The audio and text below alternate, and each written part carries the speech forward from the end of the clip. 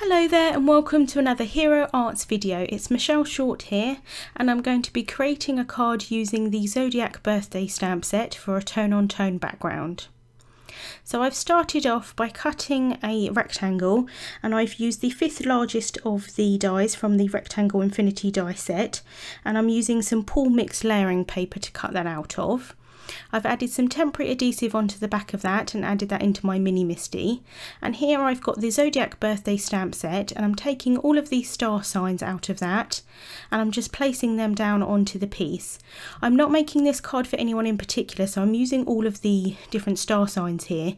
I'm just moving them around and I managed to fit them all on there, but if you were creating a card for someone in particular you could just use their star sign and repeatedly stamp it on the background, or you could stamp them all and then have like a focal point with one of them, whichever is their star sign.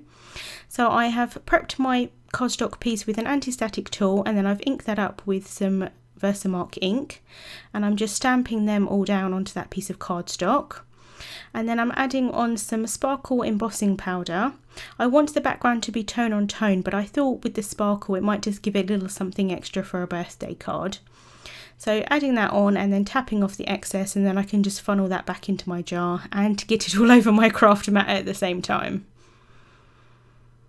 So here I've got my heat tool and I'm just going to go over the entire piece and make sure that the embossing powder is melted.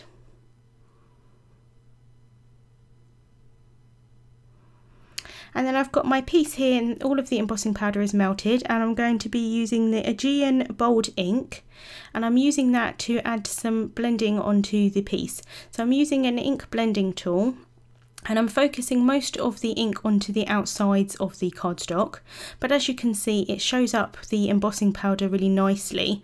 So it's definitely a tone on tone look, but you can see the embossing a little bit better with the ink around it.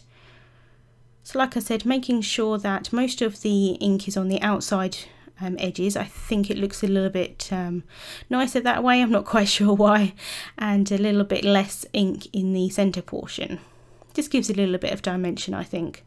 And then I'm just using a soft cloth just to buff away any of the ink that might be on top of the embossing powder. And here I've got my sentiment to stamp, so I'm using the sentiment from the Zodiac birthday stamp set, the happy birthday sentiment. I've got a piece of black cardstock and I'm stamping that down with some Versamark ink, and this time I'm going to apply some white embossing powder. So I'm just adding that on, and for some reason I seem to add on the embossing powder, flick it away, add it on, flick it away. I tend to do that about 3 or 4 times, I'm not quite sure why. But again, I can just use a coffee filter and funnel that back into the jar. And then I can just use a paintbrush, this is just a dry paintbrush, just to get away any of the excess particles of embossing powder. And then I can just heat set that.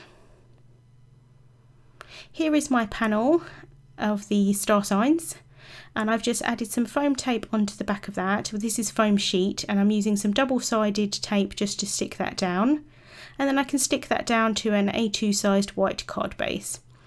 And then I've cut a piece of vellum, and this is using the 4th smallest of the Hearts Infinity dies. I just wanted something a little bit extra behind my sentiment, so I've added a little bit of foam tape onto that sentiment that I've cut down into a strip. And then using the lines on my grid mat, I'm just going to place that down onto the heart. And then I can use a narrow piece of double-sided tape just to add that onto the back of that piece, so you're not going to see it through the vellum. Can just remove that backing down with some tweezers, and then I can just place that down onto my card. And I'm going to use my T-square ruler here just to make sure that I'm adding that on straight.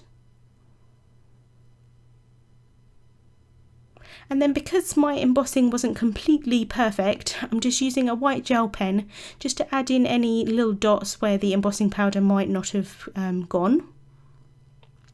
And then I'm going to just finish off with a few little sequins here. So this sequin is from the Champagne Ombre Mix, which will be available in the Hero Art shop on the 23rd. I've just cut a little bit of the top off there so I can place it under my sentiment piece using a little bit of multimedia matte, and I'm just going to place that under, and I do apologise for my head getting in the way here.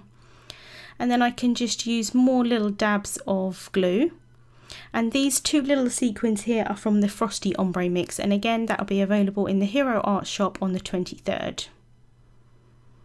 So I can just place that last one down with some tweezers.